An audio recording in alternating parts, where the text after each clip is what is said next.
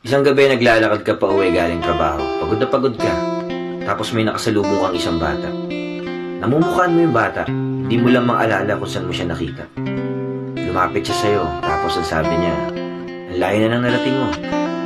Proud ako sa'yo. Pagod ka na, pero hindi ka sumusuko. Nagulat ka sa mga sinabi niya, tapos bigla siyang tumakbo.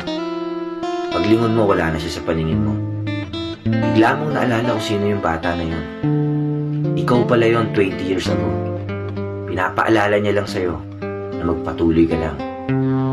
Minsan hanap tayo ng hanap ng motivation at inspirasyon. Pero hindi natin alam, sarili lang pala natin yung makakapagpamotivate sa atin. Paano kung makita mo talaga yung batang ikaw? Ano kayang sasabihin niya sa'yo? O ano kaya yung sasabihin mo sa kanya?